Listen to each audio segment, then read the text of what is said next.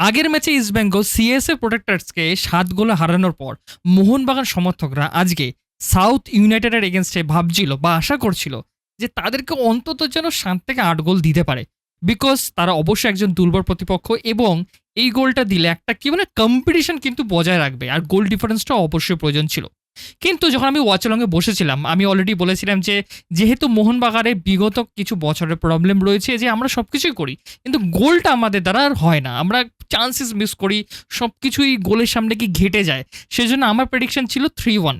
এবং অনেকেই বলছিলেন যারা মোহনবাগানের সমর্থক ছিলেন যে আজকের ম্যাচে মোহনবাগান ৮ গোলে জিতবে, ৭ গোলে জিতবে, ইভেন অনেকেও বলছিল যে ১০ গোল ১২ গোল। কিন্তু সবার প্রেডিকশন ভুল করে দিয়ে মোহনবাগান আজকের ম্যাচে ৮ গোলের মালা পরালো সাউথ ইউনাইটেড এফসিকে এবং তার ফলে মোহনবাগান কিন্তু এই গ্রুপের টপে চলে গেল ইস্টবেঙ্গলকে পিছনে ফেলে দিয়ে। আর ইস্টবেঙ্গল যেহেতু প্রথম ম্যাচ হেরেছিল এগেন্স্ট মোহনবাগান ডার্বিতে, তাদের কিন্তু পয়েন্ট রয়েছে ৩, যদিও গোল ডিফারেন্স ৭ গোল। তো সব দিক থেকে এই যে ম্যাচে মোহনবাগান কিরকম খেলেছে, প্যানোস নতুন কোচ কিরমভাবে তারা ৮ গোলের মালা পড়ালো, কিরমভাবে তারা ধূলিসাৎ করে দিল, সব কিছু আলোচনা করবো আমরা এই ভিডিওতে। যদি ভালো লাগে অবশ্যই একটা কিন্তু লাইক এবং সাবস্ক্রাইব করে দিও।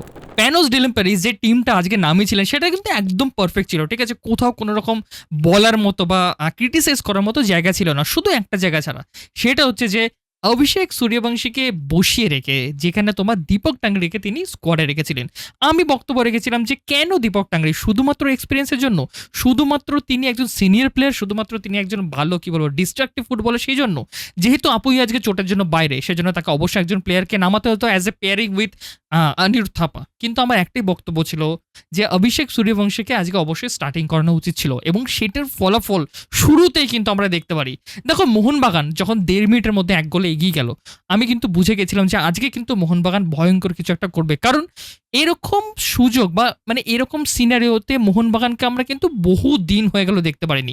সার্জিও লোপেরার আমলে আমরা সবসময় ছোট টিমের বিরুদ্ধে বেশি করে স্ট্রাগল করতে দেখেছি মোহনবাগানকে, খুব কষ্ট করে তাদেরকে জিততে দেখেছি বা আমরা ড্রও কিন্তু তাদের সাথে বের করতে দেখেছি এই রকম মাইটি মোহনবাগানকে। সেখান থেকে শুরুতেই ৫ মিনিটের মধ্যে ২ গোলে এগিয়ে যাওয়া, তার মধ্যে এত ইন্টেন্সিটি, মাঝ মাঠে এত কম্প্যাক্ট ফুটবল, এত 1-2 বল হারালেই লুজ করলেও সাথে সাথে সেই বলটাকে রিটার্ন করে নেওয়া বা উইন করে নেওয়া, স্ন্যাচ করে নেওয়া সেকেন্ড বলগুলো, এইরকম মোহনবাগানকে কিন্তু আমার মনে পড়ছিল যে লাস্ট কবে দেখেছি। এবং তখনই আমি একটু নড়ে চড়ে বসলাম যে না আজকে কিন্তু মোহনবাগান স্পেশালি কিছু একটা আলাদা করবে। বাট অন্যদিকে তিনি ছিলেন হচ্ছে দীপক টাংরি, আজকে যাকে নিয়ে আমি কথা বলছিলাম যে দীপক টাংরি হয়তো অন্যরকম কিছু ভাবনা চিন্তা ছিল, যেখানে মোহনবাগানে বাকি ১০ জন প্লেয়ার আলাদা রকম ফুটবল খেলছেন, দীপক টাংরি একদম স্বমহিমায়, তিনি যেহেতু গোট তিনি কিন্তু নিজের ফুটবলটা আলাদা রকমের রাখছিলেন এবং সেটা করতে গিয়ে তিনি একটা ওন গোলও করে ফেলছিলেন। আর আমার তখন থেকে মাথা ব্যথা শুরু হয়েছিল যে ভাই প্লিজ তুমি একজন সিনিয়র প্লেয়ার, তুমি অন্তত আজকে এরকম একটা টিমের এগেনস্টে একটু তো বেটার করা উচিত ছিল। প্রথমার্ধে মোহনবাগান যেরকম কমপ্লিট পারফরমেন্স দিল, মানে আমাকে যদি এক একটা সেকশন ধরে যদি তোমাদেরকে বলতো, আমি বলবো ফার্স্টে ডিফেন্সের কথা বলি, আলবার্তো রড্রিগেজের সাথে রাহুল ভেকের পেয়ারিং দুর্ধর্ষ, তারা যেরকমভাবে ফুটবল খেলেছেন এবং ইভেনচুয়ালি আলবার্তো এবং রাহুল ভেকে আজকে সেন্ট্রাল ব্যাক ফার্স্ট টাইম খেলে তারা কিন্তু গোলও করেছেন দুজনে, এবং দুজনে কিন্তু ওপেন প্লে থেকে গোল করেছে, সেটা কিন্তু সবথেকে বড় পাওয়া। মোহনবাগানের এই লাস্ট মরশুমে সবথেকে বড় কমপ্লেন ছিল যে আমরা প্রতিটা ম্যাচে ১৮ থেকে ১৯টা অ্যাভারেজ কর্নার পেয়েছি কিন্তু সেখান থেকে গোল আমরা একটা বের করতে পারিনি, এবং সেটাই সবচেয়ে বড় শকিং পয়েন্ট ছিল। বাট প্যানোস সেদিক থেকে কিন্তু নজর দিয়েছেন এবং তিনি দেখেছেন যে এইটা কিন্তু আমাকে ফিক্স করতে হবে, এবং যার ফলস্বরূপ প্রথম ম্যাচেই তিনি কিন্তু দেখিয়ে দিলেন যে এই জায়গাটা কিন্তু তিনি ওয়ার্ক করেছেন, আমরা কিন্তু গোল পেয়েছি। এবার যদি আমরা মিডফিল্ডে উঠে আসি, ও মাই গড ভাই, মিডফিল্ডের কাকে ছেড়ে আমি কাকে বলবো, সাহাল আব্দুল সামাদ আজকের potential man of the match. যেহেতু মনভীর আজকে ৩ গোল করেছেন, হ্যাট্রিক করেছেন, সেই জন্য হয়তো তিনি পাবে man of the match, but আমার কাছে এবং সবার কাছে যারা যারা ছিলেন ওয়াচারঙ্গে সবাই বলেছেন কিন্তু সাহাল আব্দুল সামাদ আজকে টেরিফিক ফুটবল খেলেছেন। আজকে তার পারফরমেন্স ছিল ম্যাজিক্যাল, যেরকম পারফরমেন্স আমরা সাহালের কাছ দিয়ে অবশ্যই এক্সপেক্ট করি, দেখতে আশা করি, তার থেকেও বেশি গিয়ে তিনি কিন্তু আজকে পারফর্ম করেছেন এবং তার সাথে অবশ্যই যোগ্য সংগত করেছেন অনিরুদ্ধ থাপা, যিনি অপইয়ের সাথে অন্যদিন খেলে তালেন, অনিরুদ্ধ থাপা এবং অবশ্যই ডেজন রাজিজ। আজকে রাজিজ ফার্স্ট হাফে একটা ফ্রি রোম পজিশনে ছিলেন কিন্তু মাই গড তিনি আজকে যেরকমভাবে ফুল ফুটিয়েছেন মাঠের মধ্যে, যদিও তিনি গোল পাননি, একটা গোল অবশ্যই তারও প্রাপ্য ছিল, কিন্তু তিনি অ্যাসিস্ট করেছেন, তিনি রান করেছেন, লোড নিয়েছেন, আপ ডাউন করে খেলেছেন কন্টিনিউয়াসলি। সব জায়গাতে তিনি তার হিট ম্যাপটা যদি তোমরা দেখো না, তিনি এবং সাহাল আব্দুল সামাদ সব জায়গায় তারা উপস্থিত আছে। তাদের মধ্যে 1-2 তাদের কম্বিনেশন প্লে, তারা বুঝতে পারছে যে সাহাল বল ধরলে রাজিজ কোথায় ঢুকবে, এবং রাজিজ যখন বল ধরছেন তিনি জানেন যে মনবীর কোথায় রান করবে, কোথায় কোন জায়গাটা প্লেয়ার আছে, সাহাল কোথায় রয়েছে, অনিরুদ্ধ থাপা কোন জায়গাটায় তিনি স্পেস নিচ্ছেন। তো এই যে কম্বিনেশন প্লেগুলো মাঝে মাঠে, সেটা কিন্তু অবশ্যই মানে দারুণ দুর্দশ, এবং যার ফলস্বরূপ কিন্তু এই 8 গোলের মালা কিন্তু মোহনবাগান পড়াতে পারলো। এবার যদি আমরা আফ্রন্টের কথা বলি, আফ্রন্টে Manbir Singh striker as a খেলছিলেন, যদি আমার একটু কিন্তু ছিল যে আমাদের যেহেতু একটা প্রলিফিক স্ট্রাইকার নেই, এটা নিয়ে আমরা অনেক ভুগেছি, অনেক প্রবলেম হচ্ছে সিএফএল এ আমাদের এরকম পারফরমেন্স, বিকজ আমাদের একটা প্রলিফিক স্ট্রাইকার কেউ নেই, থাকলেও সোহেল তার পারফরমেন্স, তার ফর্ম নেই। সোহেল বাটকে নিয়ে আমরা পরে কথা বলছি ভিডিওতে। তো মনবীরকে নিয়ে আমি একটু কিন্তু ছিলাম, কিন্তু মনবীর সিং আজকে আমরা সেই পিক মনবীরকে দেখতে পেলাম যখন তাকে সাইন করানো হয়েছিল। তিনি যেরকমভাবে শুরুর 1-2 বছর 3 বছর খেলেছিলেন, যেরকমভাবে সার্ভিস দিয়েছিলেন, সেই মনবীর সিংকে কিন্তু আমরা আজকের ম্যাচে প্রত্যক্ষ করলাম। বল ধরা, বল কালেক্ট করা, রান করা, বলটাকে নিয়ে শিল্ড করা, সেখান থেকে 1-2 খেলে তারপরে বলের জন্য ঝাঁপানো, গোল করা, প্রত্যেকটা গোল, 3টে গোল যেরকমভাবে তিনি করেছেন, যেরকম ইন্টেন্সিটি তিনি করেছেন, এবং অবশ্যই সেই প্রথম গোলটা তিনি তার সদ্য নবজাত শিশুকে তিনি করেছেন, উৎসর্গ করেছেন, সেটা খুব ভালো, সেটাতে দেখে ভালো লাগলো। এবং আশা করা যায় যে এই যে হ্যাট্রিক পারফরমেন্স শুরু করা এই বছরের তার ফুটবল, সেটা কিন্তু অবশ্যই এই বছরের জন্য তার কিন্তু make it or break it হতে পারে।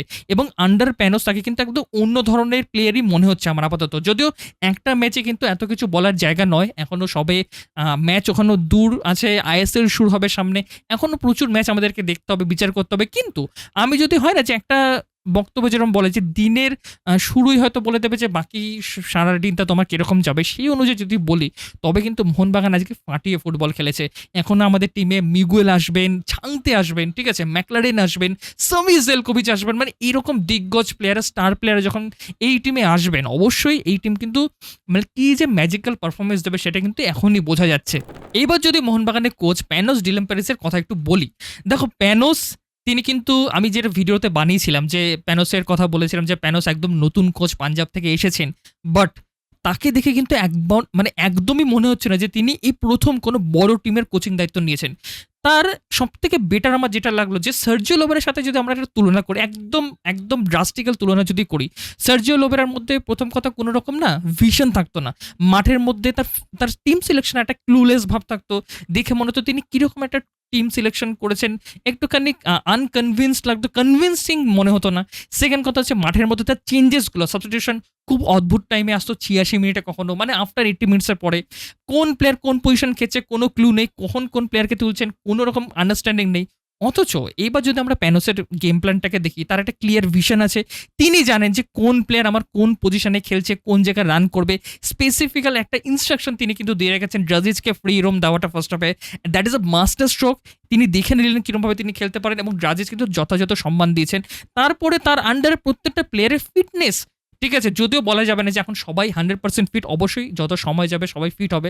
প্যানোস কিন্তু আর্লিয়ার তিনি বলেছিলেন যে আমার সবথেকে বড় চ্যালেঞ্জিং ফ্যাক্টর হচ্ছে মোহনবাগানকে ফিটনেসে ফিরিয়ে আনা। এবং একটা ছোট্ট নিদর্শন আমি যদি বলি, যখন সেকেন্ড হাফ স্টার্ট হচ্ছে, প্লেয়াররা যখন মাঠে আসছে, তার আসার সাইড লাইনে তারা কিন্তু 1-2 মিনিট একটা প্র্যাকটিস ড্রিল করলো আর কি।